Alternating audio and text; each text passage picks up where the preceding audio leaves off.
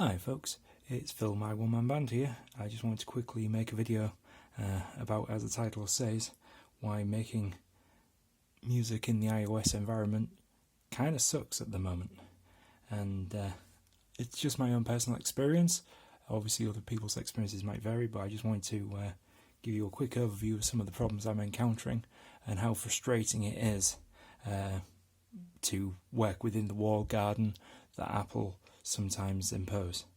So I started off with this off-brand USB charging and SD card type thing. Now, I've bought these in the past on the old 30-pin system, and to be honest, I didn't really expect it to work.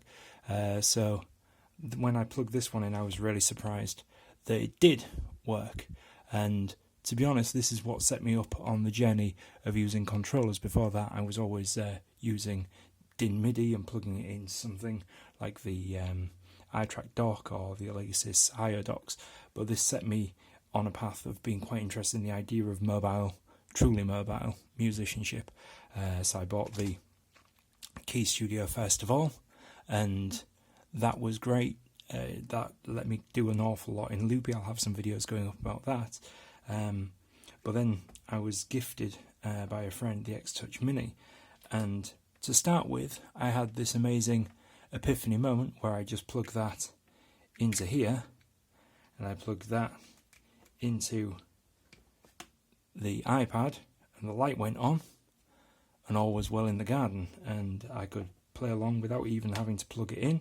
If I plugged it in, so much the better. I could charge my iPad as well. But this was a great controller for Loopy, and I set it all up and I was having great fun with it. But what happened then is I made the mistake of wanting to connect another controller, and to do that I needed a USB hub. Now, I did a lot of research, and some of you had suggested good hubs to me, but a lot of them weren't available in the UK where I live. They were only in the States. But I looked at sort of comparable spec and so on and found this one, which is by Atola, and it had the 4 USB ports, which seemed more than enough for me, and plus it had the charging, which particularly appealed to me because I like the idea of just having one plug to plug in to the power and be able to run everything else off that, so I'm not having to look for 2 power points at shows and this kind of thing. So I went ahead and bought that one, and when it first arrived I was initially a little bit disappointed because it seems to have a problem where the 4th port doesn't plug in, doesn't turn on or off. But I thought, well, I probably only need 3, so at that point I probably wasn't actually even going to send it back. I was just going to live with one dodgy port.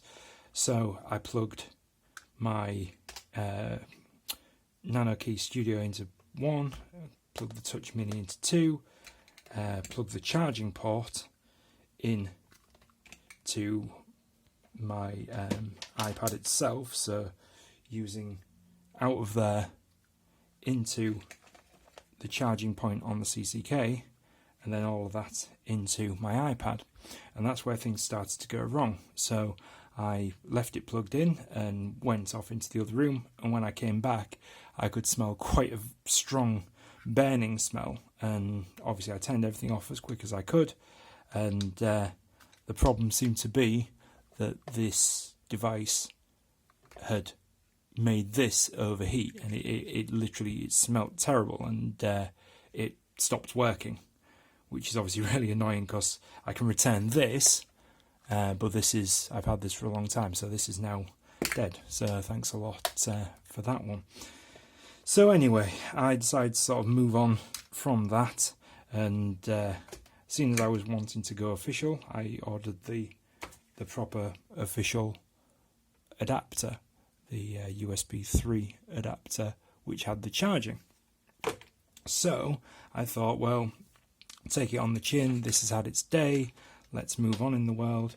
So I got this one, the official one, updated it, plugged it in, thinking we'll be back to where we were before this disaster. And it comes on, and all the lights work, all the rotaries work, and it clearly bloody works, but Apple choose to give me the cannot use this accessory, even though clearly should be able to use this accessory. So I thought, okay, that's really annoying, because the whole point was I like the idea of how mobile I could be with this. So I thought, okay, we'll get the power and we'll just have to be tethered. But even when it's powered, it won't work. Now this is just the point that kind of broke me, because not only by then am I out a redundant piece of software, hardware that's broken a thing that did work, but the being supporting Apple and buying their proper dongle for £30 or so has got me nowhere, because now I'm actually a step back to where I was with the unofficial one, and now I can't find the unofficial one. So yeah, that's it really.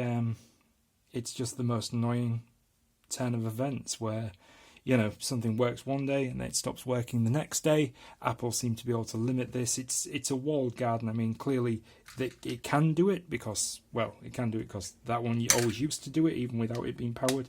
And when I plug this in, even without power, it lights up. They're just limiting my functionality in their own software, which is the most frustrating thing.